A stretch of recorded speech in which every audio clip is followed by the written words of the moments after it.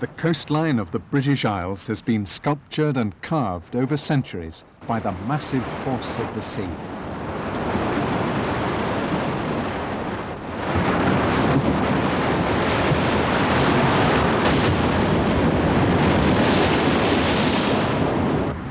Spectacular stacks and rocky islands stand just offshore from near vertical cliffs. These are wonderful wild places of global importance as a breeding base for seabirds.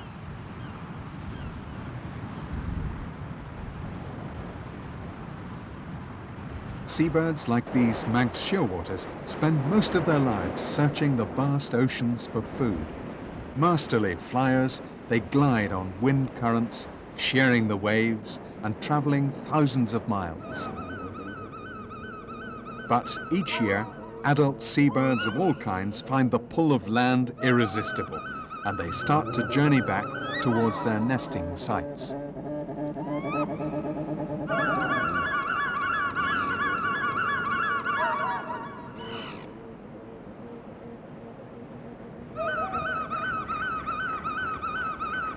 Many home in to the very spot where they were born.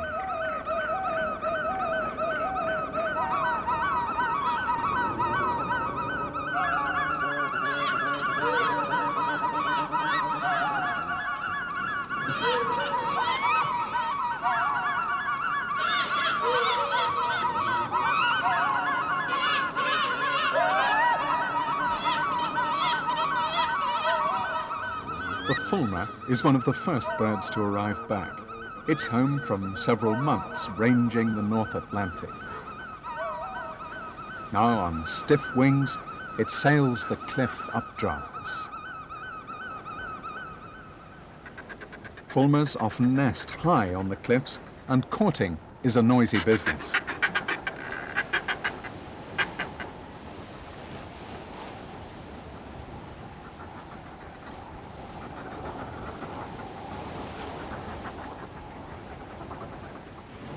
Also home from the heaving Atlantic seas, puffins preen, look for their mates, or pop up to inspect their cliff-top burrows.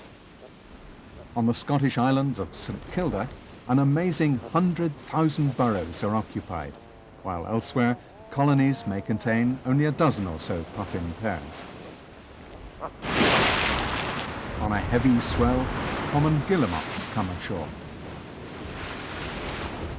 With short wings for underwater swimming and legs set well back for propulsion, they're marine specialists, so movement on land isn't easy. They must either stand upright or rest on their bellies. Soon they start to fill the ledges, and quickly it looks as if they've never been away.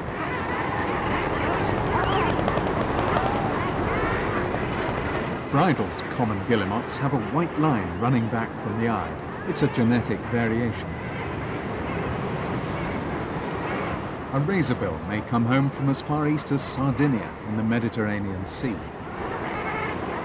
while the black guillemot winters close to home shores and chooses a nesting crevice lower down near the sea. Kittiwakes winter in the North Atlantic, often as far west as Canada.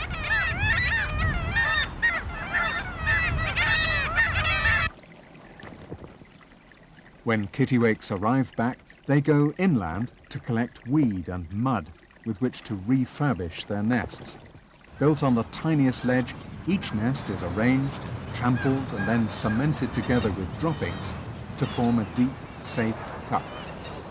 No longer shot by man for food or feathers or sport, there are now 500,000 kittiwake pairs.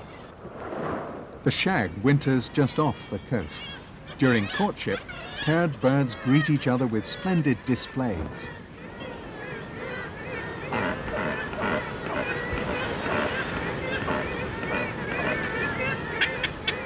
Strange, primitive birds, shags nest on low cliffs or in dark sea caves, where, away from the cacophony of other seabirds, their calls are more clearly heard.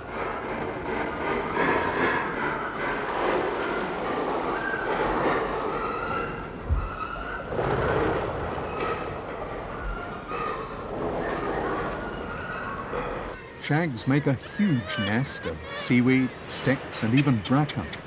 For mutual attraction in the breeding season, both sexes sport a crest and bright yellow skin.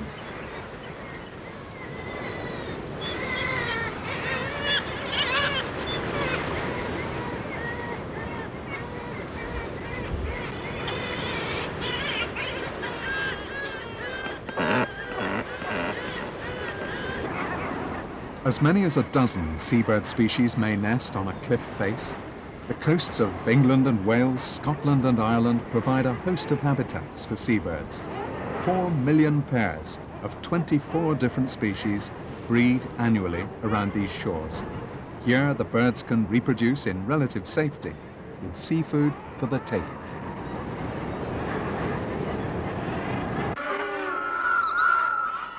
The largest breeding seabird, the gannet, nests on inaccessible rocky islands or on high cliff ledges. The 20 colonies around the coasts contain 3/4 of the world gannet population.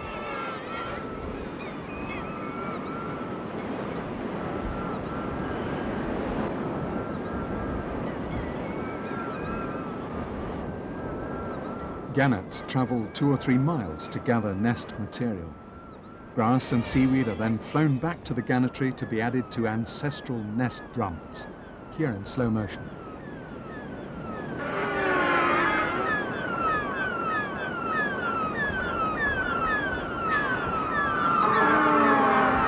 Instinctively aggressive, nest owners must keep out of pecking range of neighbors.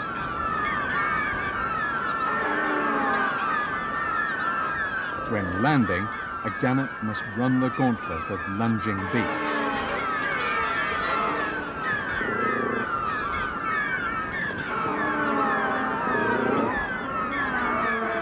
With wings held out, breeding pairs engage in bill scissoring, a greeting display that strengthens the pair bond and lessens fear and aggression. This behavior takes place as a prelude to mating and throughout the breeding season. The rather rough hold on the female's neck and the biting occur not only during mating, but whenever the male returns to the female on the nest. Biting can be so vigorous the female may fall off the nest, but it stops short of doing real harm. It's a form of ritualized aggression. The female responds by submissively turning her head or shaking it repeatedly.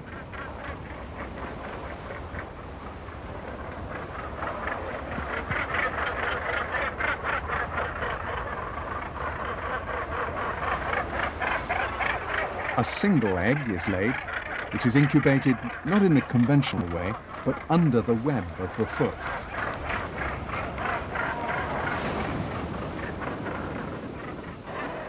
A guillemot's egg, laid on bare rock, will be incubated on top of the foot. Guillemot eggs vary greatly in colour and markings, making individual identification easy. Colour is an important aspect of breeding.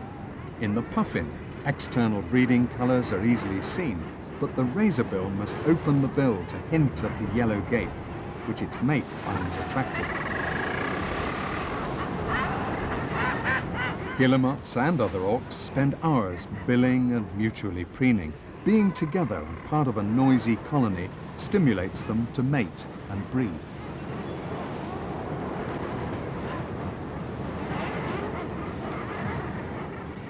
Life in crowded colonies is far from peaceful. With territory just a foothold, there are likely to be fights.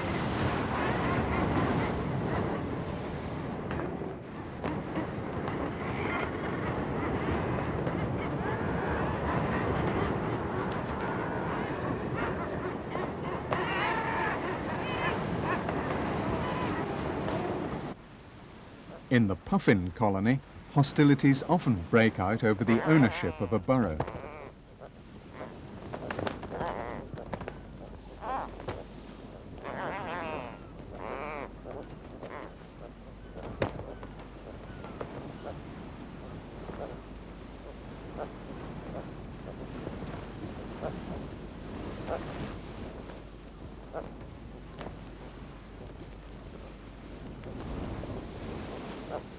These also are rival males.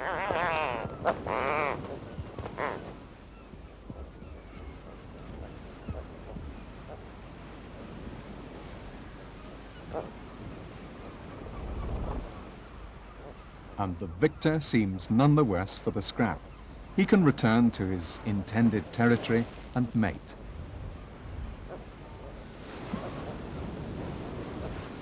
The coloured part of a puffin's beak is grown specially for the mating season. It's a great attraction, and much courtship billing takes place between the members of pairs. Puffins usually keep the same mate and nest burrow each year.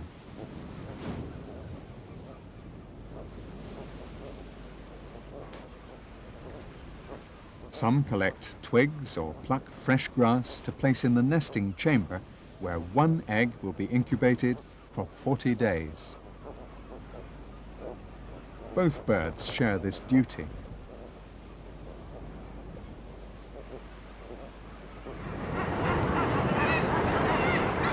Down from the dizzy heights of the kittiwake's ledge, birds sail on the lift of the air. Here is bird life in superabundance, tier upon tier, all intent on raising families. It's overwhelming, and so is the smell.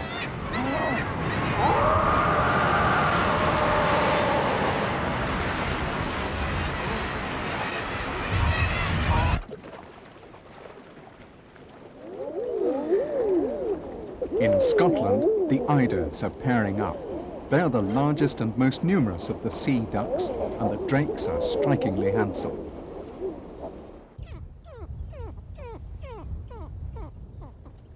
Up on the coastal moor, the male great skua is settled in. The wild cliffs and moors are subject to many moods. Birds are glimpsed and lost. It's an exercise in listening.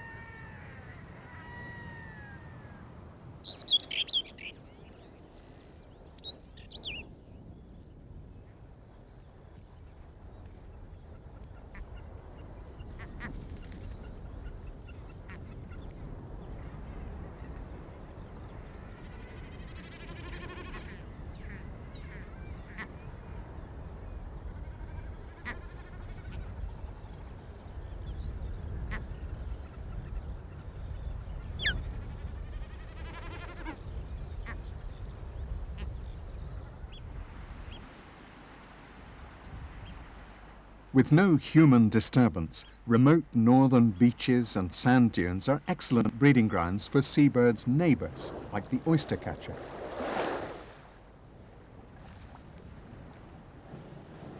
The ringed plover's plumage acts as a camouflage, and once settled, the bird will merge fully into the background.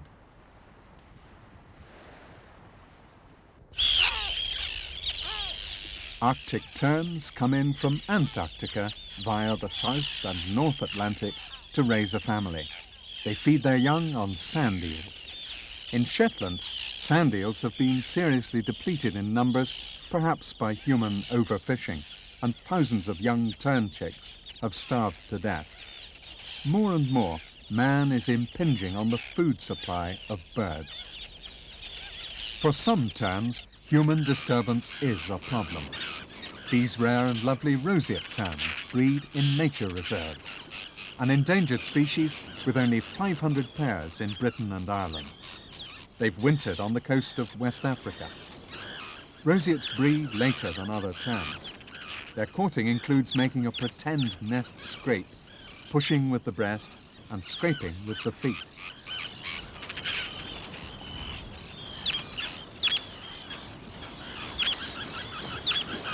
Arctic tern chicks have to learn about life, to recognize and beg only from the right parent.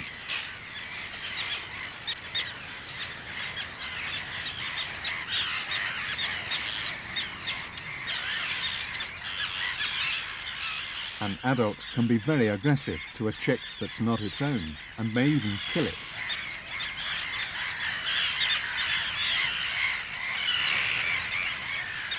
Feigning death, being submissive is the right way to behave if an adult isn't your mother. Doing the right thing means survival, and this chick is learning fast to play possum. Later, its own parent should come to feed it. To feed their young, breeding seabirds rely on the richness of the seas. Upwellings where warm and cold currents meet bring up nutrients. In the sun, plankton flourishes, millions of creatures spawn, their eggs attracting shoals of fish. Out in deep water, herring and pollock. Inshore, sand eels like these. In Shetland, commercial fishing of sand eels for conversion to farm animal food appears to have depleted fish stocks, but it's a complex problem and more research is needed. Each bird species is adapted in its own way to exploit the ocean. The black guillemot, for instance, dives for bottom-living worms and mollusks, while common guillemots swim under the surface or dive to pursue sand eels or sprats.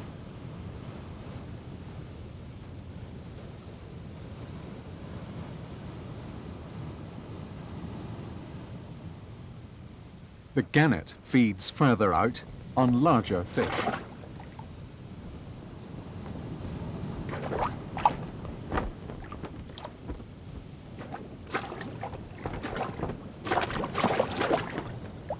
Designed for marine life, seabirds are only marginally equipped for life on land. Some venture ashore only at night. It's evening on a Welsh island, and these silent burrows house many incubating Manx shearwaters.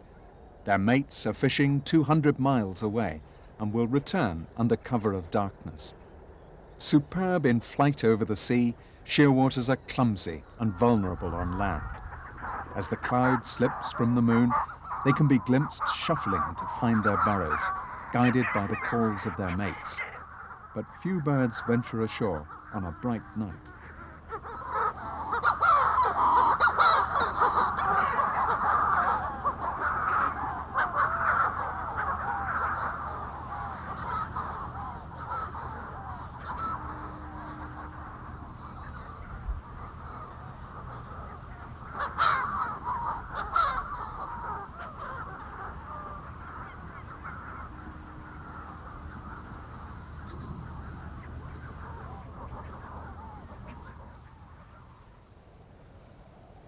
By daylight, the changeover of birds incubating underground has been completed. Not all were successful in getting back to the sea. Some have been killed by violent shaking or pecking. In a summer season, as many as 50 shearwaters may be taken by an enemy that can hunt by moonlight. The magnificent great black-backed gull. It's the largest British gull with a wingspan of 5 feet. And it too has a family to feed. A voracious feeder. It can swallow whole a young rabbit, leaving the skin turned inside out. And then it regurgitates the remains for its young. Its nest site is littered with the bones of its victims.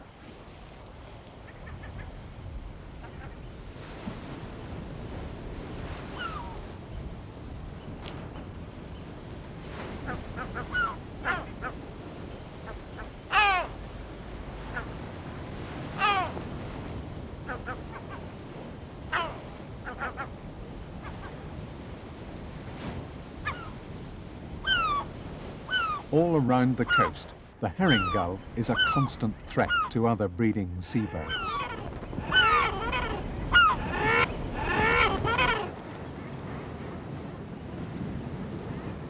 They cruise around on the lookout for an unattended egg or chick.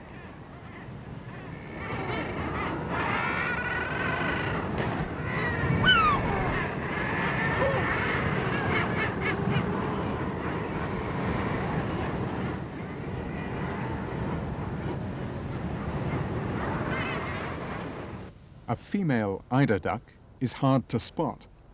Camouflage is her protection. Hatched on a bed of eider down, her ducklings will have to risk a long walk to the sea.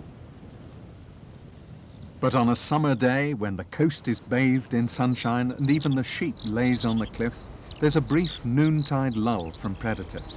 The maritime flowers that thrive even in the salt spray now bloom in profusion, carpeting and softening the headlands. The fulmar takes wing on the warm air currents. Or they confirm their fidelity to one another.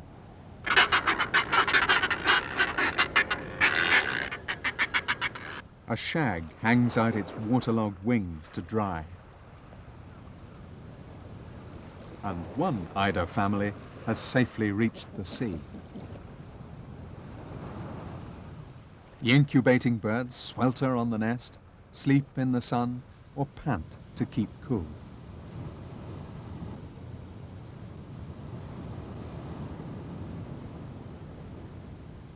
But hunger has still to be appeased. Life and death just have to go on. Besides killing seabirds like this puffin, the great skua will harass a returning bird to make it drop its catch. Believe it or not, this is slow motion. Doggedly, the great skua pursues a gannet. The gannet has a wingspan of 6 feet and is streamlined for flight, but the smaller bird, the skua, forces it down and will capture the booty.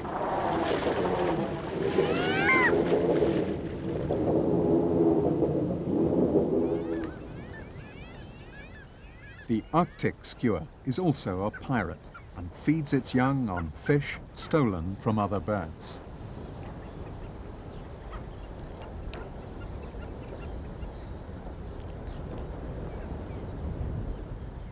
Nesting skuas are sometimes disturbed by grazing sheep. The sheep wander the cliff tops. Mostly sure-footed, they sometimes make a false move. And the skuas rarely miss an opportunity where food is concerned.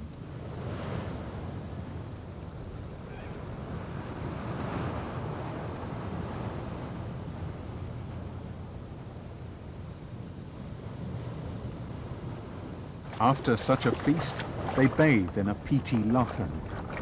Seabirds bathe and preen to get rid of parasites and to keep their feathers in good condition. When home from the sea, kittiwakes also prefer to bathe in fresh water.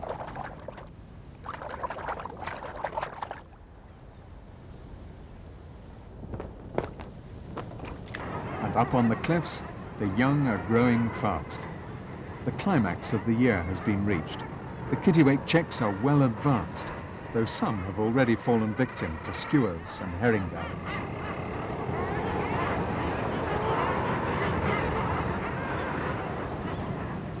Young guillemots and razorbills don't stay long on the cliffs because the longer they stay, the greater the risk. They look underdeveloped, but their plumage is waterproof before they're 3 weeks old. Those that are left energetically exercise their tiny wings. Soon, all the chicks will leap from their high birthplaces. Feeding chicks down in the sea saves the parents' energy, and the chicks are safer down there. Meantime, in puffin colonies around the coast, parents bring in beakfuls of fish for their young. Some double-chambered burrows are shared with rabbits. The great skua takes out a fluffy brown puffin chick. When sand eels are in short supply, starving baby puffins are easy prey.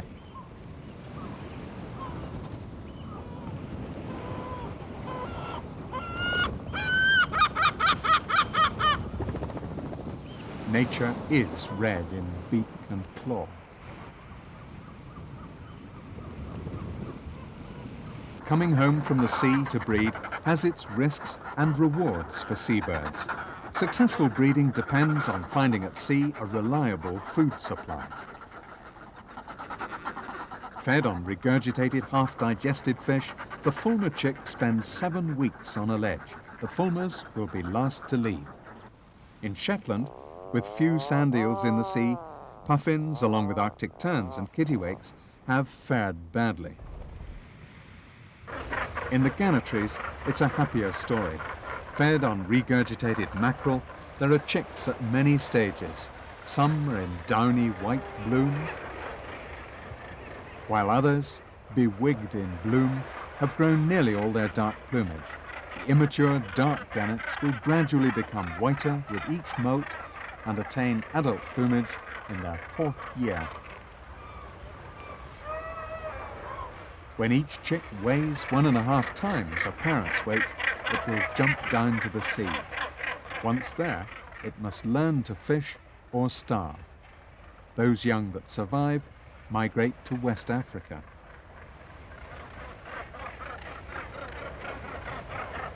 Parent puffins abandon their young, who make their own way to the sea. On Shetland, one of the few puffin chicks to hatch is about to jump. Seabirds are superbly adapted to their marine environment, but are more and more at risk from man's activities. For birds, man is always a threat on the horizon, producing oil slicks, overfishing, dumping poisonous chemicals. We treat the seas as one huge dustbin. The rubbish on beaches is obvious, but unseen pollution, nitrates, mercury, cadmium, and persistent pesticides, such as organochlorines, accumulate in the organs of birds. A bird's fitness is reduced by poisons, and it's more likely to be blown off course, like this shearwater. Oil takes its toll of seabirds. Once oil is swallowed, birds like this guillemot will die. Depletion of fish stocks adversely affects the breeding of seabirds, causing young kittiwakes to starve. Another threat comes from monofilament fishing nets. Many seabirds, especially guillemots, drown in them. Long lengths are joined together and used as a drift net or anchored out at sea. These synthetic nets are invisible underwater. The birds don't see them and once entangled cannot escape. Ashore or at sea, there are many risks to seabirds. But all must take their chance, and the young chicks born each summer are off to places yet unknown to them, yet well known to their ancestors down the centuries. Such is the marvel and mystery of seabirds. These leavings and homecomings are part of the great jigsaw of nature. Whitewashed cliffs remind us of the joyous spectacle of summer birds home from the sea. But man's influence on the marine environment could so easily change all that.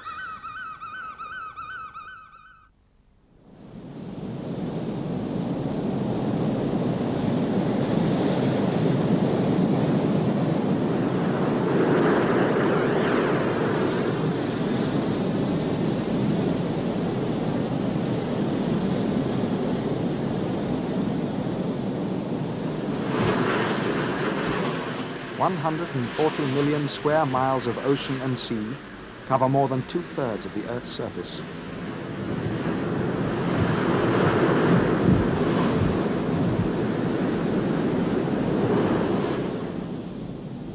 Some birds, able to roam great distances through the air, search this salty wilderness for food.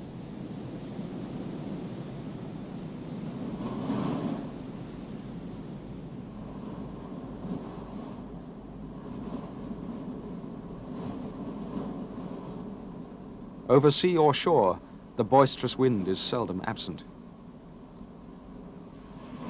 Aerodynamic design must be perfect and matched by faultless coordination and control.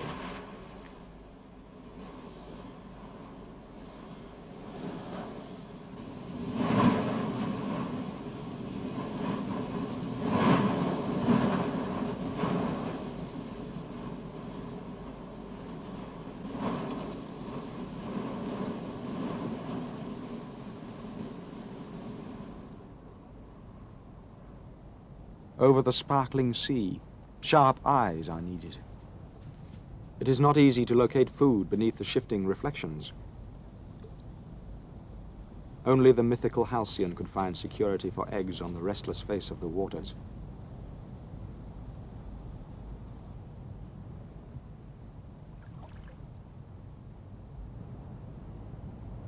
Breeding birds must find land.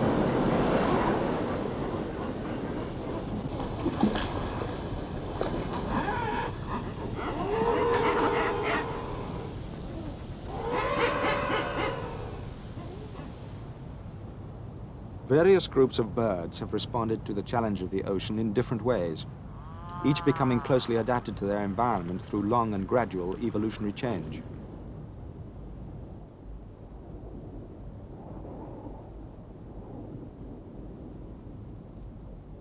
These maritime specialists are the seabirds.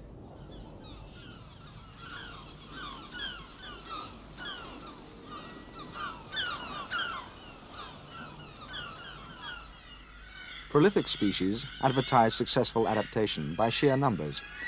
An estimate puts the British and Irish population of kittiwakes at over 400,000 pairs. And there are over 300,000 pairs of fulmars.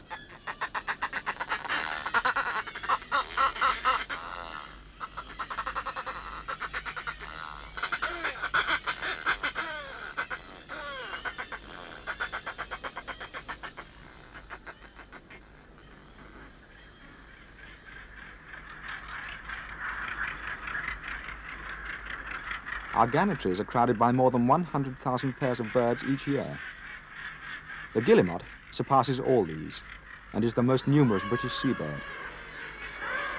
It's a tricky job counting them, but there are thought to be 500,000 breeding pairs.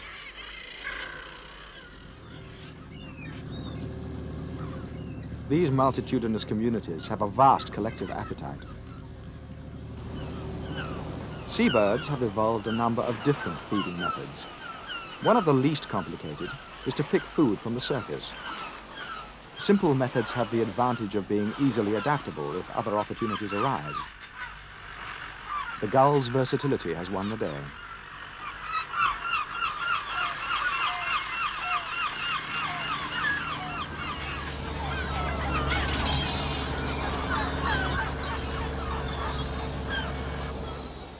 Gannets are specialists. Diving into the sea from the air, they can catch fish down to 15 feet below the surface.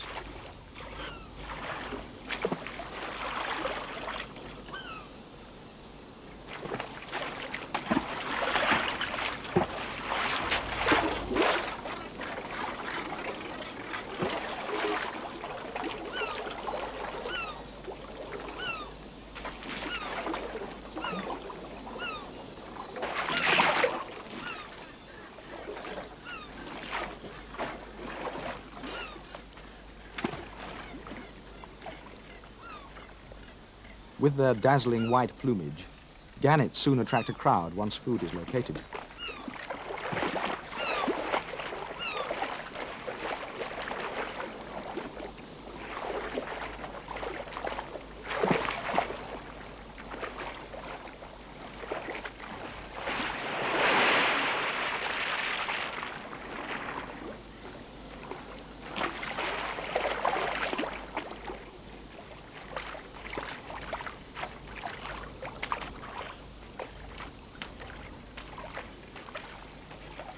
Such special fishing skills demand superb adaptation.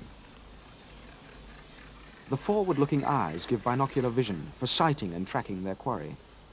The pointed bill penetrates the water smoothly, and the nostrils are located inside the bill, preventing the forced entry of water. A heavily built head with thick skull and the well-padded neck cope with the shock of impact as they dive. The sleek, streamlined shape offers minimum resistance to air and water. Guillemots, puffins, and razorbills, all members of the auk family, have another method. Diving from the surface of the sea, guillemots swim underwater in pursuit of their prey, using their wings as paddles.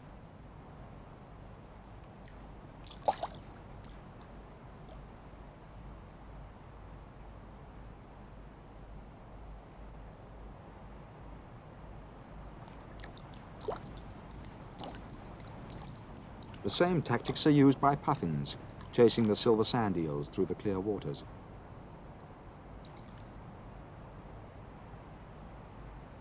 The wing shape is a compromise dictated by the demands of swimming and flight, making them rather small for flight.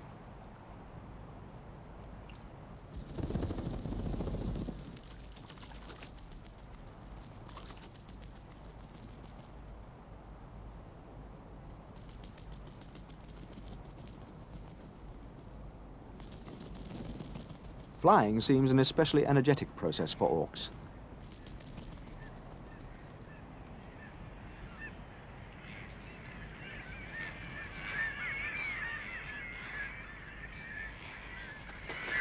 Maybe this is why they spend much of their time on the water, swimming, preening, or simply resting.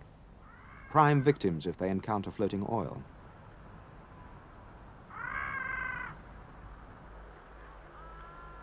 Shags and cormorants have large feet. Their feet are webbed, like those of all seabirds. And they are ideal for propulsion in long hunting dives. The feathers of shags and cormorants get waterlogged, helping them when diving by increasing their specific gravity. After fishing, they need drying.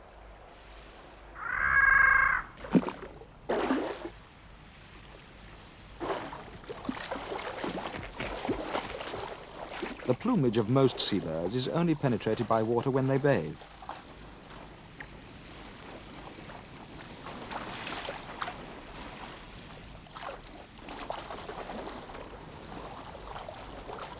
Feathers need a good wash, and all species attack the task with considerable gusto.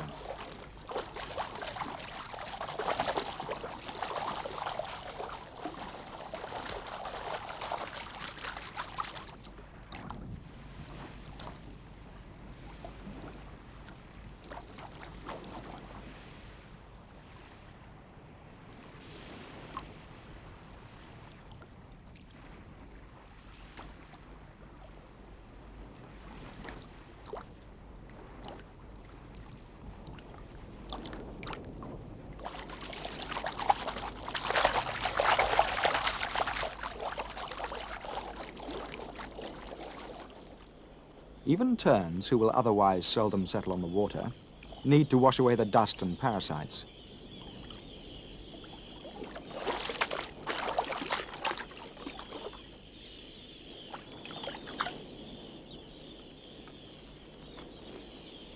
Much time is spent preening.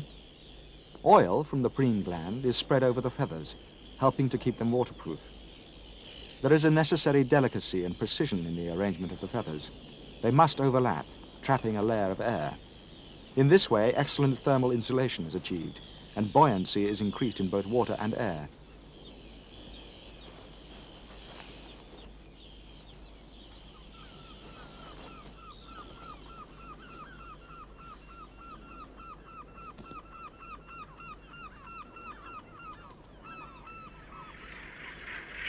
Natural design is never accidental, and it is certain that the most advantageous feather color has evolved for each species. Most seabirds are of bold appearance, as camouflage from predators is not needed.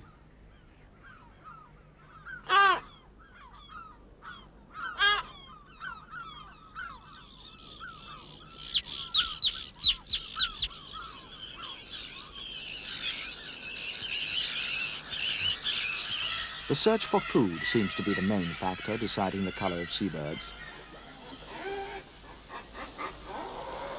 Guillemots and razorbills dark above and pale below, become less obvious as they hunt beneath the surface.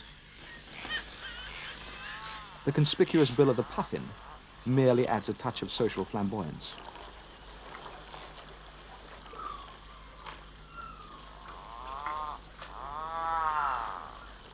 But what of the black guillemot or taisty? Unlike the other auks, taisties feed on bottom-living prey, and in this region a black hunting dress is the least conspicuous.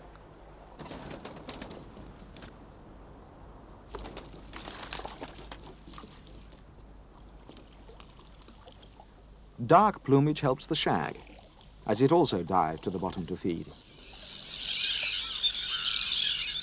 For others, the advantage may lie with white plumage, less obvious against the light of the sky. The needs of hunting and feeding dominate the adaptations of seabirds, but there is another vital requirement. The species must be reproduced.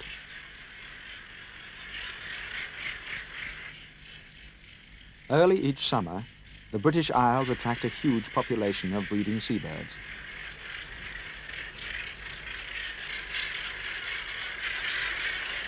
Our coastline offers an unusually wide variety of habitats, from secluded islands and sheer cliffs to the flatter shores of shingle and dune. Each species of seabird has its preference. Equally important are the productive waters of the continental shelf, providing rich feeding areas surrounding these breeding shores.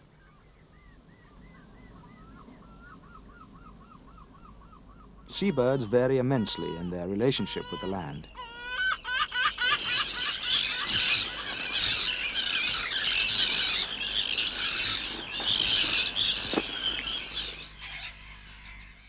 Black-headed gulls often seem to deny that they are seabirds, living inland in large numbers.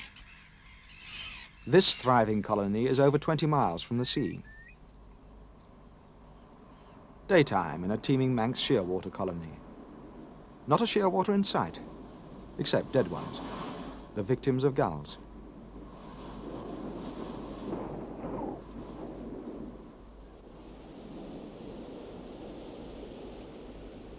Before sundown, Manx shearwaters assemble in vast numbers on the sea, in great silent rafts. They are so shy of the land that they will not approach it until the last gleam of light has left the sky. Their nesting burrows are visited only under the cover of darkness.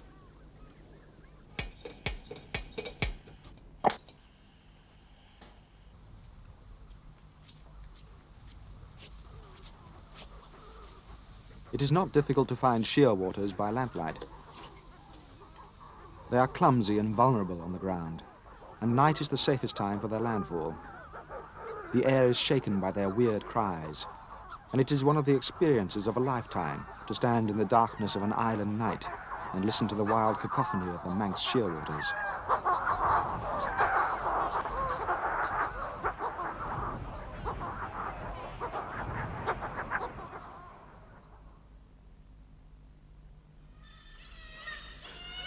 Many seabirds breed in large and conspicuous colonies, with no attempt at concealment, safe because they are inaccessible or remote.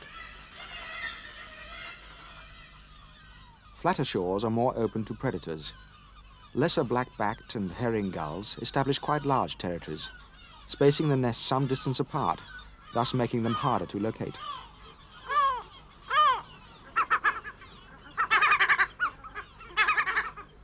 To further confuse an intruder, their attention may also be diverted by intimidating attacks.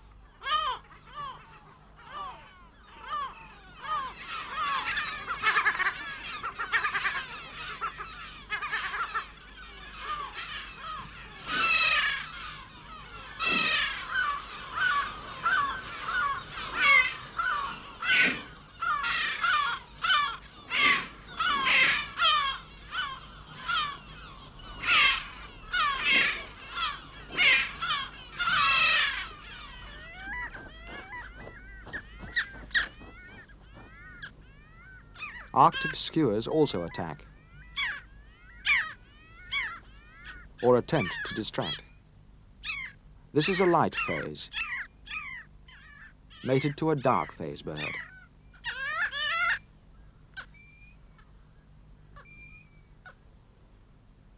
This remarkable display of feigned injury is intended to lead one away from the nest area.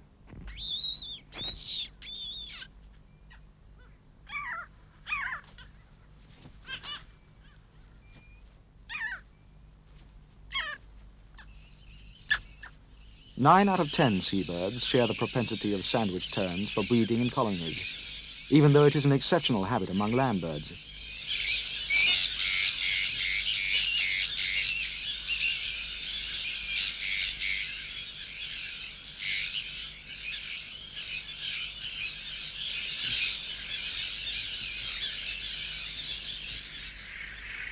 One advantage that seabirds may gain from gregarious breeding can be seen by the nature of many of their displays used in courtship and pair formation.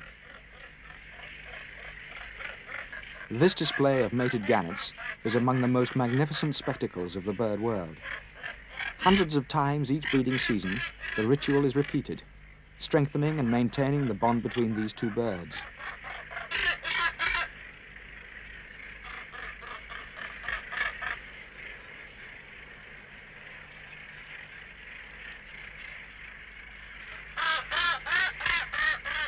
The performance is infectious. One pair stimulates the next, this contagion spreading and tending to coordinate the behavior and reproductive state of the colony.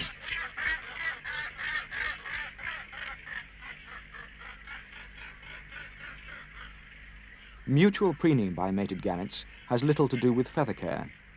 It is another way of reinforcing the pair bond. By an approximate synchronization of courting and mating in colonies of seabirds, it is possible for the ensuing chicks to grow at a time when most food is available. Most seabirds mate on land.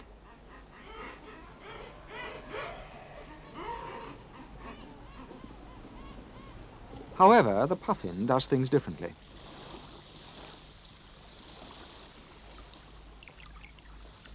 Head-tossing and billing displays soon arouse the curiosity and emulation of neighbors.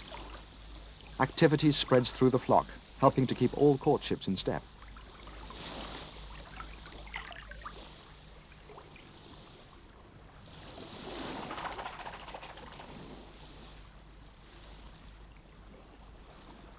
Even mating is contagious. Puffins are surprisingly unusual among seabirds in attempting this enterprise while afloat.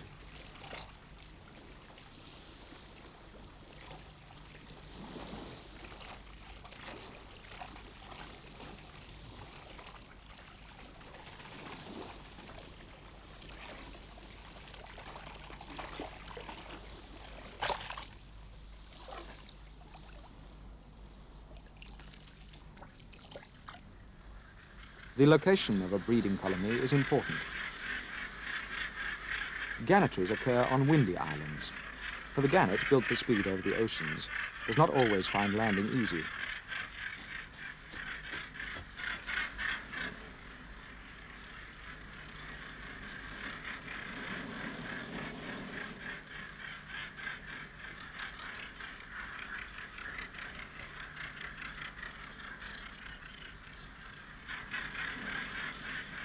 With the assistance of a good wind, delicacy and grace attend the touchdown.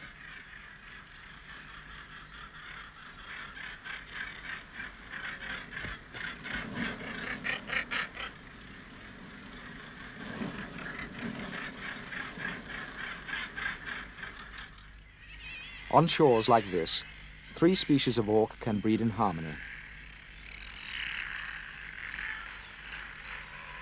Razorbills prefer to breed in crevices, on broken-faced cliffs, or under boulders, and so do not compete with puffins occupying colonies of burrows. Or guillemots crowding together on flat ledges.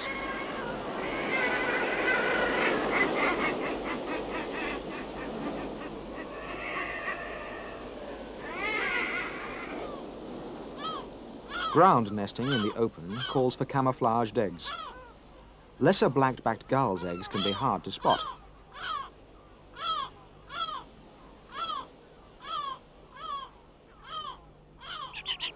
The chicks can make themselves hard to find. If warning cries are heard, they crouch motionless, tending to merge with the background. The closely related kittiwakes have bold, pearly white chicks. Narrow cliff ledges are their protection. Feeding a growing family can be hard work.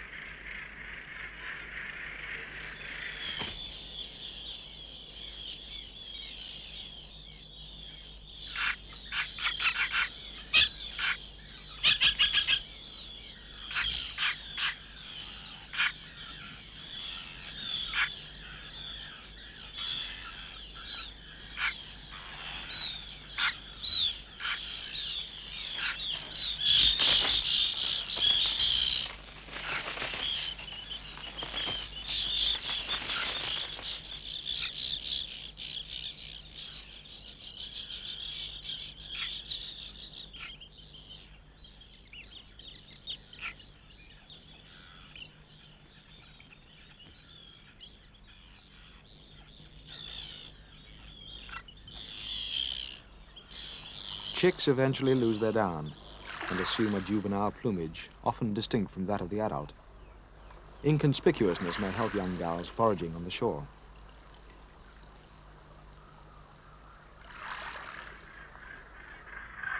Maybe the dark plumage of juvenile gannets serves to protect them before they leave the gannetry.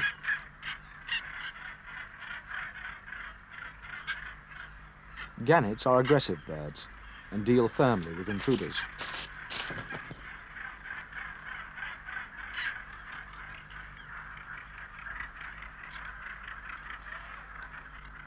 It may be an advantage for the young gannet to look quite unlike an adult, and in this way prevent the risk of triggering a full-scale attack from its father.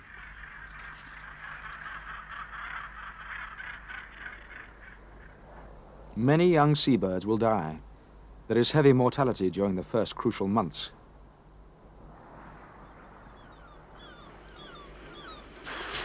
Once through their first year, the survivors may expect a long life.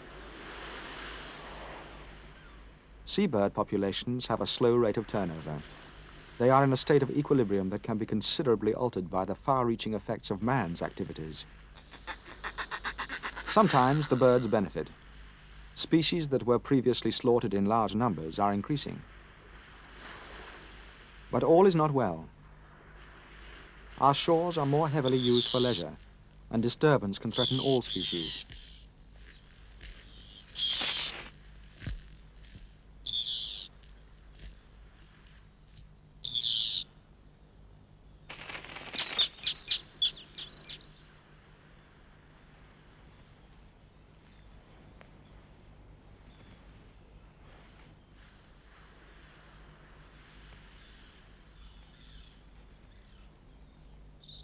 Reserves can help. Over a quarter of British terns nest in protected areas.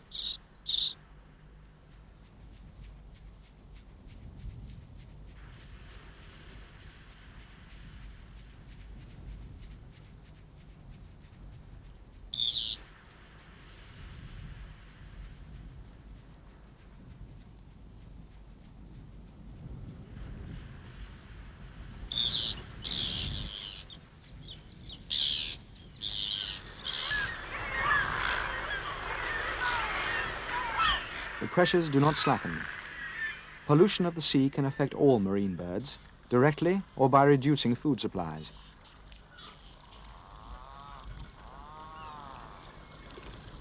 Substances such as polychlorinated biphenyls and organochlorides have been found in seabirds and are potentially harmful.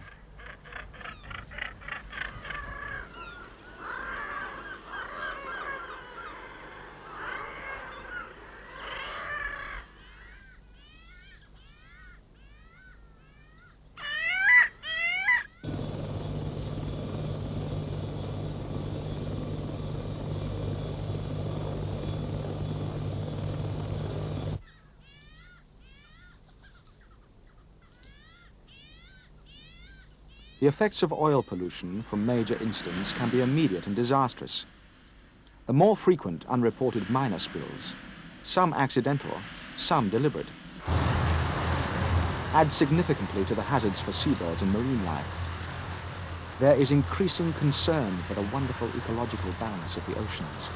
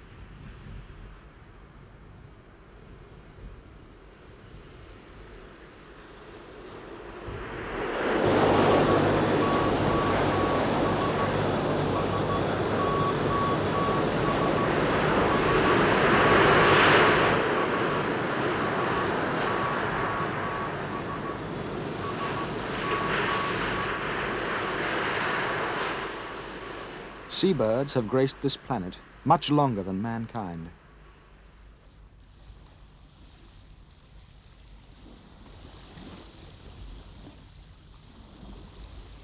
The Earth is enriched by their lively presence, but do we care enough?